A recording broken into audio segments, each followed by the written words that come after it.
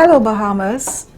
I am Anne-Marie Davis, representative of the Office of the Spouse. This office is committed to creating a platform for the effective promotion of Bahamian exceptionalism among our women and girls in every sphere of national life. Today, we tell the story of one of the more significant events and symbols of women's suffrage, empowerment, and gender equality in the development of this free, modern, and democratic Bahamas we love and enjoy today.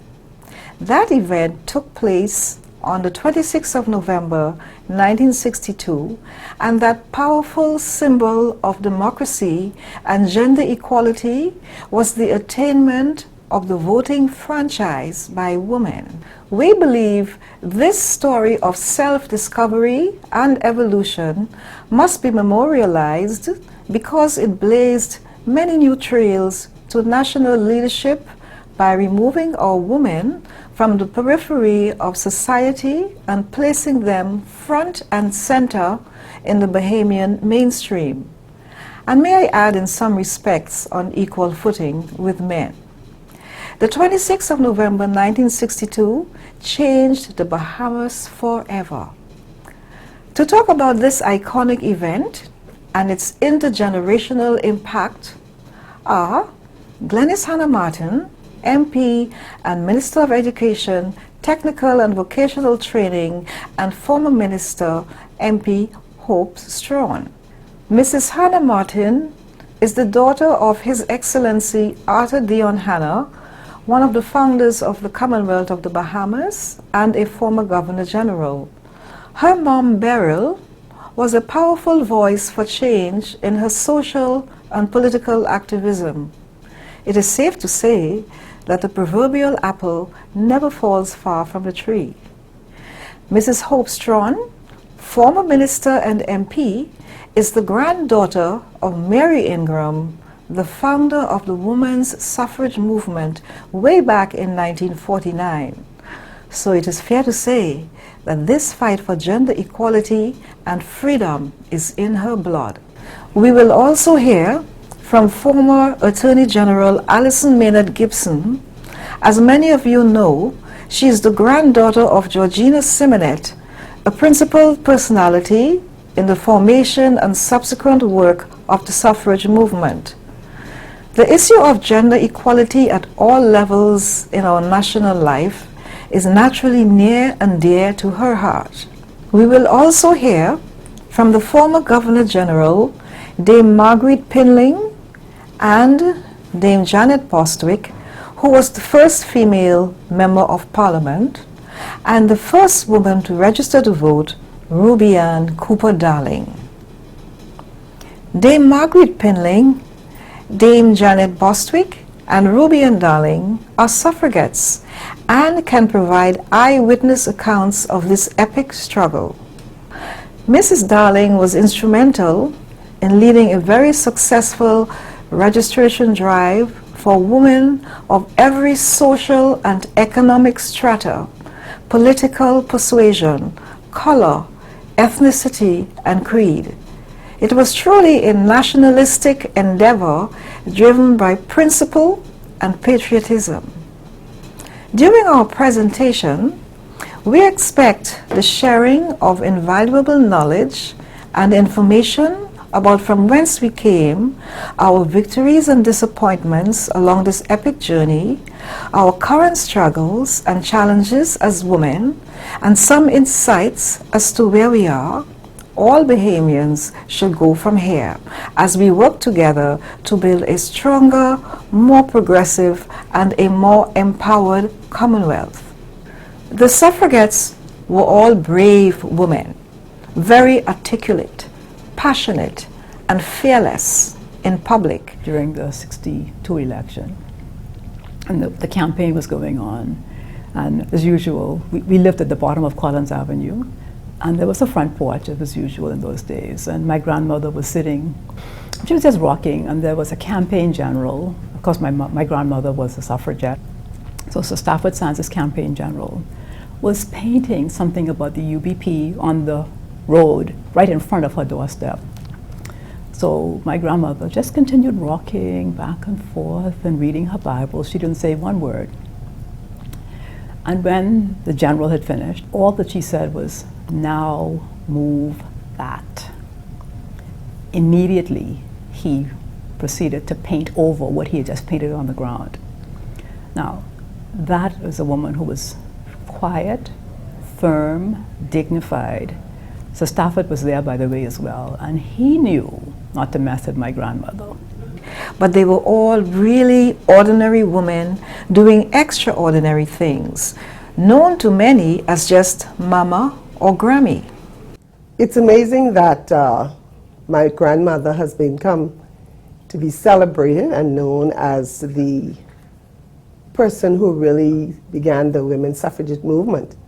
And historically, that's a fact. However, as a child growing up, of course, that was not something that I knew or was, appreciated, because she was just Grammy to me. She was Grammy Ingram, who resided on Hospital Lane North, and who we visited, and who, nurtured us, helped to nurture us as children, and who we loved, and we would, visit often, and she would treat us with the most kindness. One of my most fondest memories of my grandmother, Mary Naomi Mason Ingram, is the fact that every Sunday it was a ritual for us to visit her home, and she used to make the most delicious pound cake, and she would churn ice cream. And we would all go, her grandchildren would all go there on Sundays, and we would be treated to this ice cream and cake. And so as a child, those are the memories and those are the things that we value as children.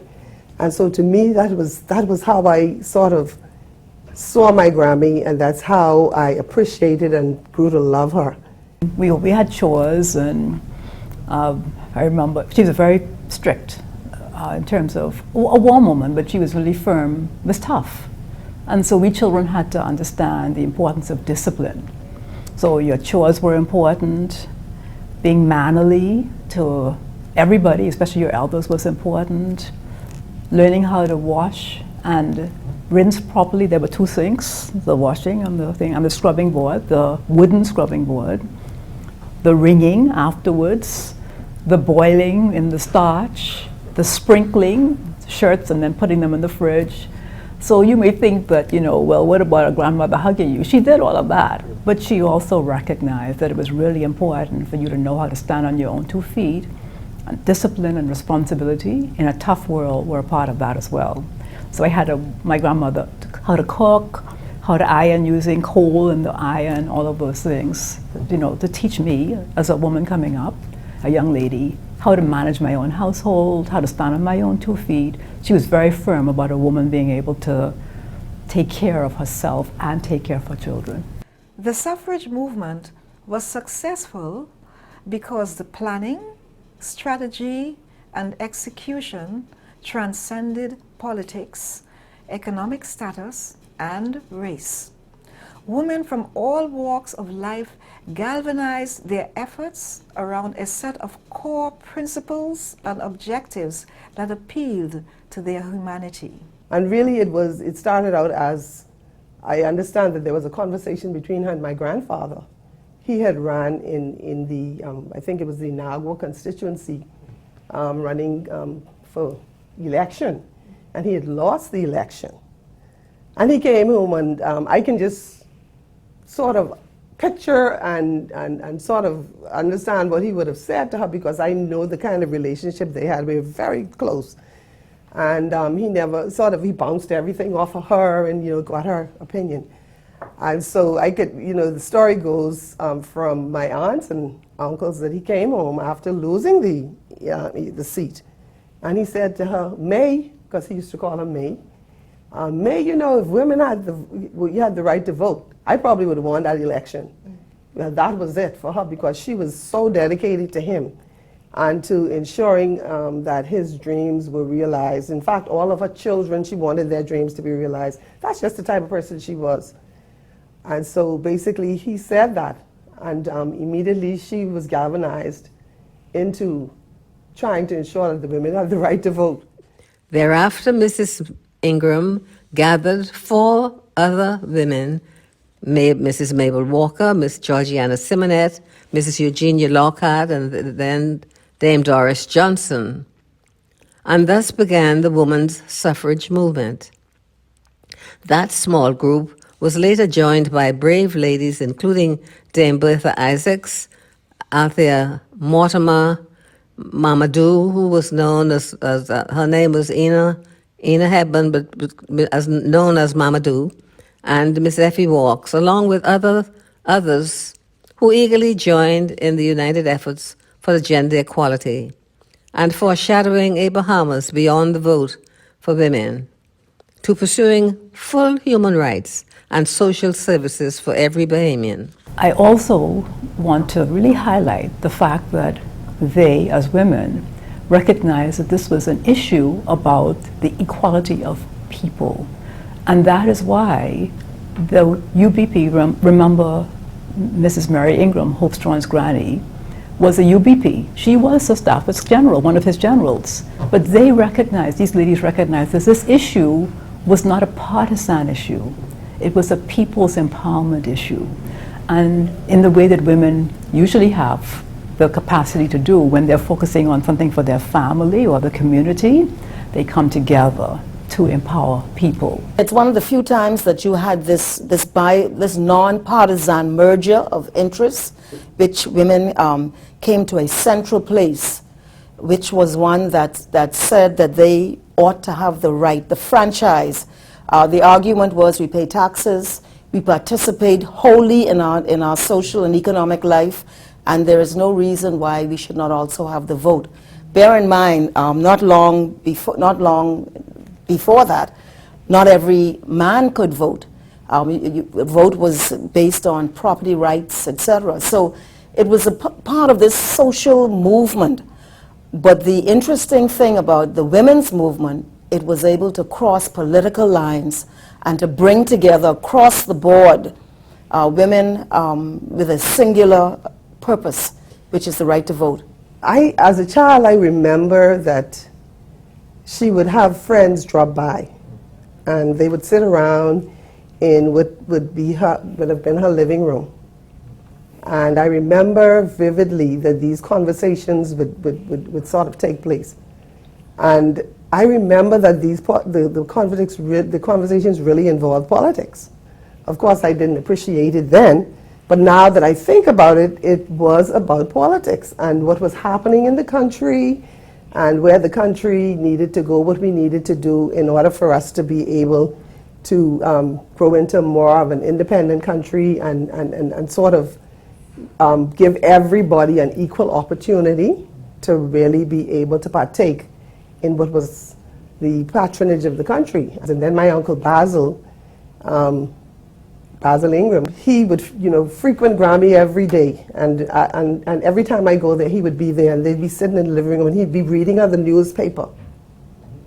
She read the newspaper every day, or he would read that to her, and then as they read the newspaper they would discuss everything that was in the newspaper, all of the news stories, all of the politics that was happening, all of the social issues. She would be discussing with him. I saw these ladies sitting in my grandmother's front room, right?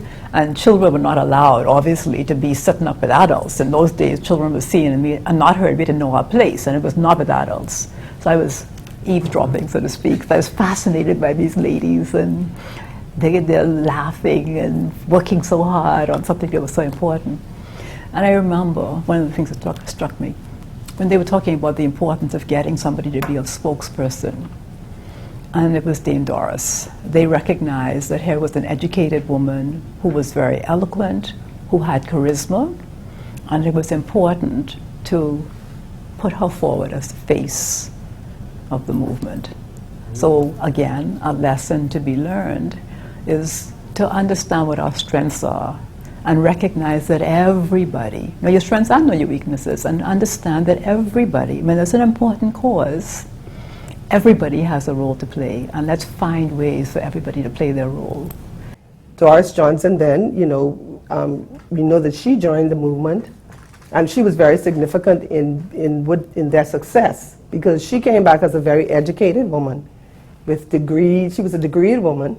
And of course, once she joined the movement, then her involvement in the Progressive Liberal Party they were able to go to the House of Parliament and have their petition read, and she then was able to ensure that their voices were heard among the people that mattered in those days. The women of that era, I have grown to just love, appreciate, and respect the women of that era, because across political divide, they came together. Okay? Because my understanding from the historical accounts of my grandmother, as well as from what I recognized from my uncle and aunts and my mom, my immediate family, is that, you know, Grammy really was what would call a UBP, okay? But when she realized that, you know, this fact that the women didn't have a right to vote may have affected, you know, something that was significant in the country, she called together women across the political spectrum. And so you would have heard, you know, Alison Maynard Gibson talk about her grandmother, Georgiana Simonet. And I understand Georgiana was part of the PLP, because the PLP would have been established in 1953. So I'm sure by then you would have had women who would have had their allegiance to the party at that particular point. And so she became, I think it may have been either secretary or vice president of the suffragette movement. And then you had Eugenia Lockhart, who I understand was treasurer of the movement. And then you had women like Althea Mortimer, who of course resided right on Meeting Street, which was a stone's throw away from Grammy's house. And she became very much involved. And then you had Mabel Walker, and we know, you know, the history of Mabel Walker and her contribution to the country. But all of these women came together. The suffragettes did not have an easy task at all, but they persevered. Women at that time, you know, the journey for women, even to today, has been a progressive one. It's an unfinished journey. There was a time married women couldn't hold property. It is said that women, that the law permitted a woman to be chastised by her husband with an instrument no thicker than his thumb. And on and on. Women were not encouraged in education. And so, you know, this demanding for the right to vote, for enfranchisement, which even at that time did not, around that time, did not apply universally, even to black men, was really a very radical notion. It would have been a time that would have been immersed in a period of oppression across the board for Bahamians, and particularly Bahamians of color, where the economic strength and power was vested in the hands of an elite group, and there was a growing demand that was coming, that people were not settling for the status quo. In '58, you had the general strike, which was fueled by the labor movement. The Progressive Liberal Party also joined forces with the labor movement, and that was really the first time that you had coordinated economic or political activity of that nature, which I think brought a very shocking effect to the status quo at that time. The suffragette movement would have been around that time and in the aftermath of that. And so it was an atmosphere where there was a generation of dissatisfaction, non-acceptance of the status quo, activism, and the women's movement was a part of that. That is why the Progressive Liberal Party threw its weight behind the movement at that time also. But it was nonpartisan. But it was within the context of a larger social movement that was, or movements that were happening in the Bahamas. These women all came together, and they were able to accomplish what no one else had done before. And it was particularly bold, because when you really think about it, right, And I think about it very often in light of politics today and looking at the political environment today. And if you think about the environment that probably existed at the time, which was, you know, black people to a large extent in our country were oppressed. You know, we were restricted in our movements in terms of where we could go. However, we were in an environment where the moneyed people had the power and had the influence. And so it took serious courage for those women, think about it now, those women who heretofore had no say, no power, no vote, no voice, to come and go up against the establishment. They went across the length and breadth of the Bahamas, getting signatures on the petition.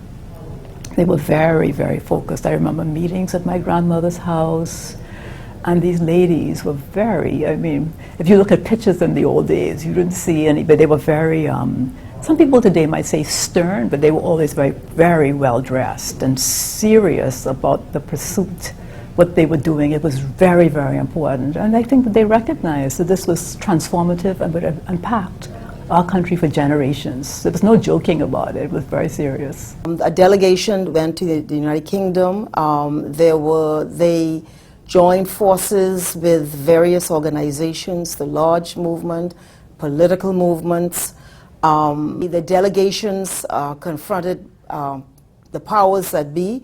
I think one of the most spectacular examples of that would have been Doris Johnson, Dr. Doris Johnson, who later became Dame Doris Johnson, who made who sought to present a petition to the House Assembly and was not allowed to do so. Instead, went into the magistrate's court and read the speech, which is a very powerful speech. It just was saying that no one's going to stop this show, and we're going to go into an official forum and make this speech. And so it was just an example of the persistence of the movement at that time, because she spoke for the movement, the suffragette movement, and it was an example, or it was demonstrative of the insistence at that time that you know, it's not going to be stopped. This is not going to be stopped. And we saw that in 61 and 62 when women voted for the first time, that it could not be stopped, because you were talking about a massive portion of the population. You were talking about some very courageous women who were resolved, who were fearless, who were determined, and who were going to use all of their best efforts to achieve that objective.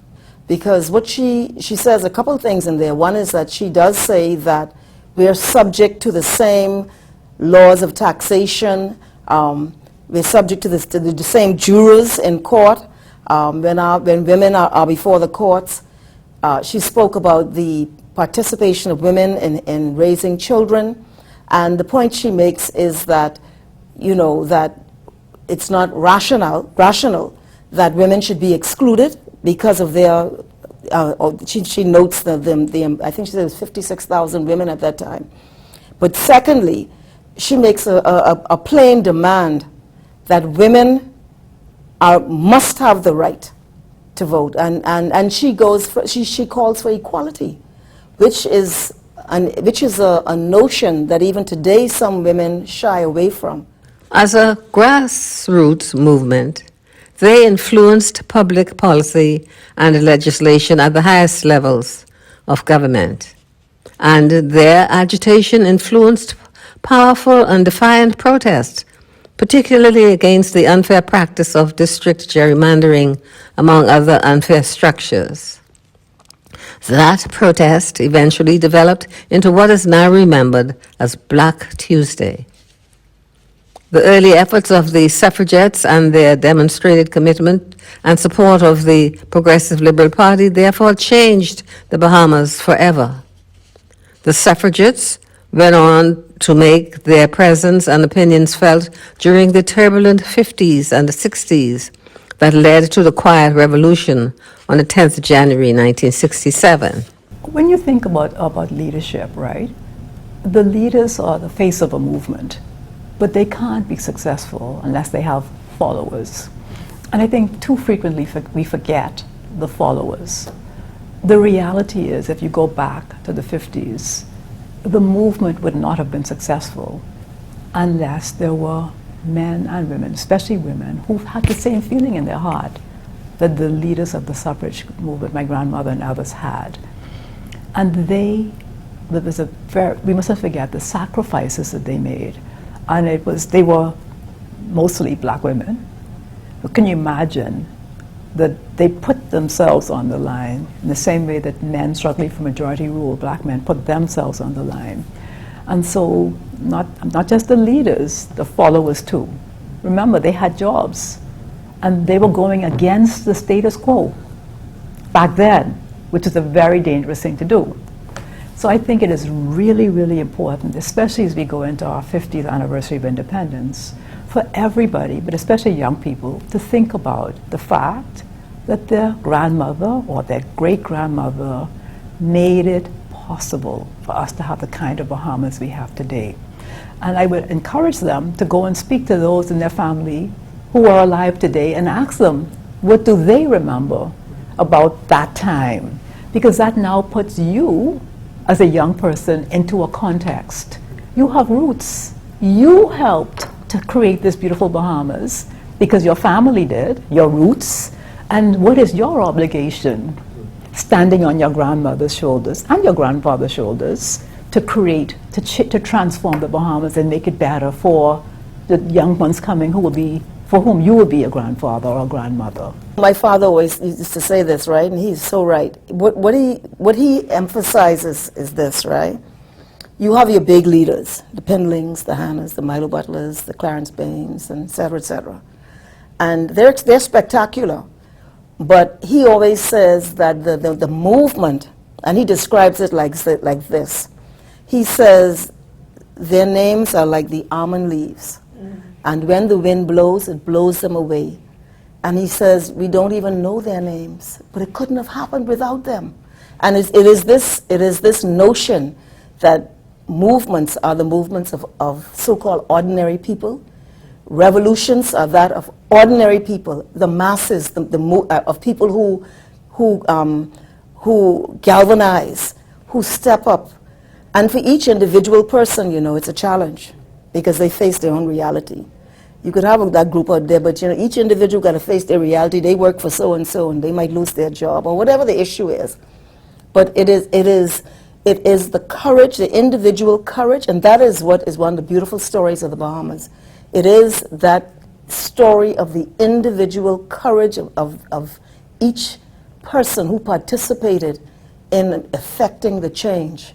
And I think it's very important that we don't forget that. I recall the suffragettes' demonstrations, the speech to the parliamentarians in the courts by Dame Doris Johnson, the passing of the Act, the meetings and trips by the suffragettes to the Out Highlands, teaching new voters how to mark the ballots. The name Ruby Ann Cooper Darling will be memorialized because of her singular achievement of being the first woman to register to vote and leading a fairly aggressive and successful voter registration drive. Let us hear her account of what must have been a surreal experience. I'm 21 on a Friday. The law comes into effect on, I think, that Monday. June the 28th falls on a Friday. Saturday, Sunday, no work. The first is Monday. And the voice said, I didn't make you 21 on Friday. For all what's happening, these visionary women, as we know them, to go and do all this work. And then like abruptly they stopped, boom. He said, you have to go and get the prize for them. What a surprise. Go and be the first on the line to register, that's the prize. And I got dressed and I walked from East Street to where it is on. It was on Sands Road. Behind me was a woman from the Eastern Road. So you see, there was no separation as we would want to separate ourselves, but we are women. Yeah, well, you had to line up and then you would be called in and then they would write up your card and take your photo. Same procedure as is done today. And I don't remember there were many women there. The line wasn't long at all. It was sparse, not very many women were there at all. And I got up and said the oath. And so, to me, after it was like this done, the great transactions done, I'm out of here. By virtue of me being the daughter of a preacher man, a man that was active, and involved in bringing about social justice and arousing the consciousness of the black people that they were indeed somebody and had a right. So I went, by virtue of it being the black church, that you did not have to wait to hear from Rome or England to speak.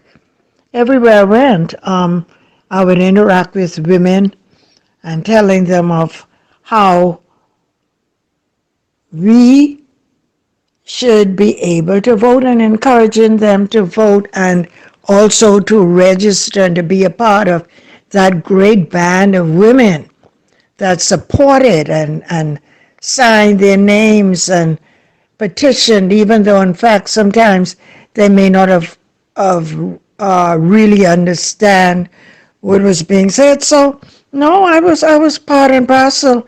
So interesting to hear from those so close to those who led this incredible movement, as well as those that actually lived it. It then begs the question, just what is the legacy of the suffrage movement?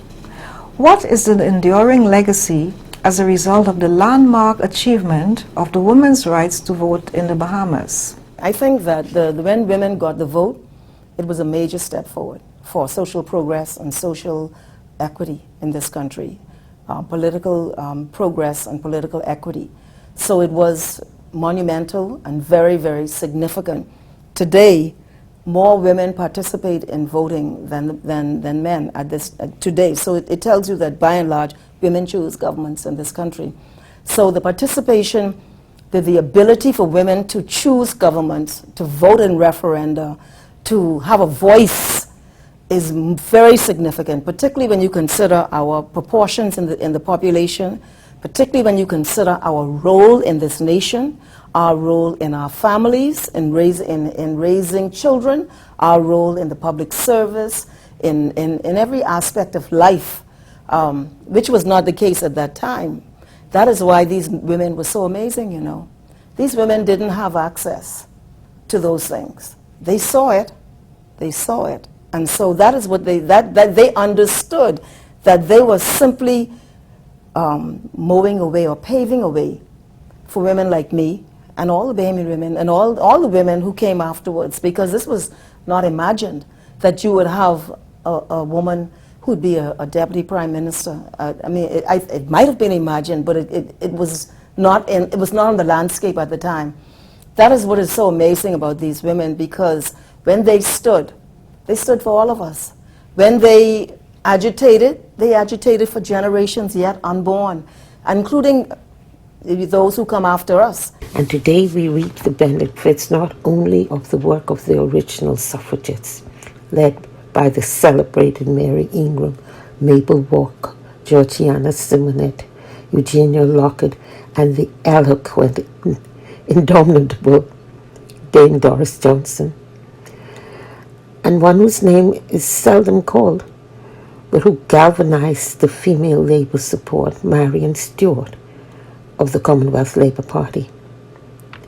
The elected female politicians stand on their shoulders and on the shoulders of the members of many women's organizations who have fought and still fight for enforcement of women's and children's rights and for the optimum development and advancement of women in politics. Today, We honor and thank all of these benefactors. Women politicians could not possibly have succeeded without their assistance. Their endeavors have helped to change the landscape, to make women's participation in frontline politics more acceptable to the populace, and in some cases more desired and pursued than at any time before in our history. That is why, and I always say this, the obligation is on women of this generation, because it was not, the right to vote was not the ending of the story, because the right to vote was the search for equality for women in the franchise. But Doris Johnson spoke about more than that. And the question is, today, how are women continue to be viewed, you know, just through culturally, in our own society? When you look at the fact that we have, in this country, one of the highest rates of sexual violence. We have, in the region, we have high rates of domestic violence. These are issues that tell us that, yes, we got the vote, but there's much more to be done. And I think that the message that comes from the suffragette movement for me is that while they stood, while they fought, while they broke down the door, that's not for us to go lay down or to relax or to go and have tea parties. The fact that we continue to face dilemmas for women in this country and girls tells us that we obligated. I mean, otherwise we would be telling those who came before us, the ones who had the courage, would be telling them, you know, thanks. You know, it's not, we have to understand the continuum. And that is where we are in the continuum. And we have to do it with realistic eyes, to appreciate where we are, what are the challenges, and to continue to fight for women and girls. And sometimes, you know, it even involves how women see themselves. We have to ensure that women begin to see themselves as full participants in this society. Because let me tell you, I am convinced that if it were not for those women, first of all, those women started off with the objective of getting the vote for women. But that got the movement for the vote for everyone. Because you had men in the society too who could not participate because they were not landowners. You had men in the society who were not as well off economically. All right? And so they too were ostracized to a certain extent, or they too did not have the privilege of participating in the right, you know, in the voting process. So here it was, these women started the movement for themselves. But guess what? They brought the men along. All right? And so at the end of the day, when majority rule was obtained, one man, one woman, one vote, across the board. The important work undertaken by the early suffragettes helped to build the modern Bahamas, and we owe the suffragettes a profound debt of gratitude. It is totally appropriate that their work and efforts must be memorialized, especially on this day. The early efforts of the original suffragettes is obvious today in the record number of women who now serve in positions of leadership in both the public and private sectors, and who are testaments to the effectiveness of their activism, the truth of their philosophy, their message, and their example. It is therefore important that we must ever be grateful for those ladies who, with conviction, courage, sacrifice, and perseverance, ushered in the suffragette movement in our nation. Their leadership allows us today to be able to share positively and effectively in the affairs of our national development, and their work must ever be remembered. Where are we now as a country in our national development in light of the achievement of the women's suffrage movement? Where do we go from here, and what more must be done to achieve total and universal gender equality? Yeah, we're still struggling. as you know, I believe that women are not in the Bahamas where we need to be as a people, as women in this country. Women are not equal. Just look at the fact that we cannot pass our citizenship, our Bahamian citizenship, onto our spouses or our children. And although there are many people who say, men and women, what more you want? And they point to women who have succeeded in their careers and so forth, myself included. The fact of the matter is, though, our young ladies coming up, can you imagine the whole idea that you're raising a family where the daughters are less equal than the sons? And you're saying to your daughter, your spouse cannot be a citizen. Your children, if you marry a non-Bahamian and they're not born in the Bahamas, cannot be a Bahamian. And then we want those people to feel good about coming back home. It's unfortunate that our Constitution still militates against women having equality at this particular point in time, in law in certain instances. And it's unfortunate that we've tried to change that to make women equal on every footing with men. And we've not been successful in doing that. But again, I think sometimes these things happen, and it just simply means that we've not been able to succeed in terms of educating people as to the value of what pertains when you have equality between men and women. And I am confident, I believe today, that we'll get there. I believe that, at some point in time, we are going to realize that in God's eyes, we are all equal, and that our Constitution is deficient to that extent. And if we're able to get people across the political divide like those women in those days did in terms of the cause of suffrage, if we can get people to unite against this particular cause, for this cause as well, for equality, I think that we're going to get there one day, and I'm hoping that it should be in the not too distant future. And I think today we should remember that the things that separate us, like party or religion or how much money you have, it's all artificial. The things that unite us, like the fact that we are all human beings, we're all Bahamians, we have a common purpose, those are the things that are really, really important. And they gave us that example, and it's an example that is really important to note and to follow. We should always follow it.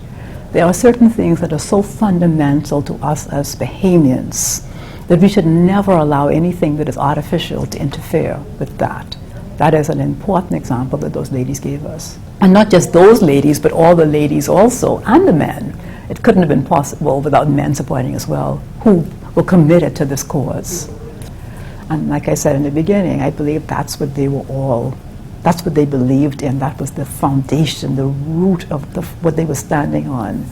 And so to the extent that that is undermined in any way, violence against women, violence against children, violence against those who are elderly and less able, vulnerable, they would not have it. They would not have it.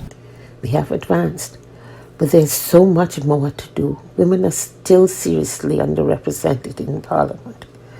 We must not flag. We must enthusiastically continue the struggle. Now is the time to move together, to finally abolish gender discrimination from our Constitution and laws. We must band together and press for the enactment of the Gender-Based Violence Act.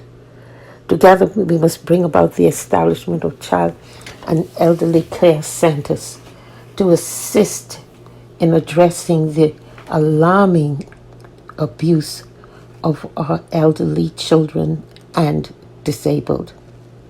And yes, we must still work in our various parties to ensure greater female participation in frontline politics. I wish to congratulate all of the elected and appointed female members of Parliament. The country's never before had such a large number of female MPs.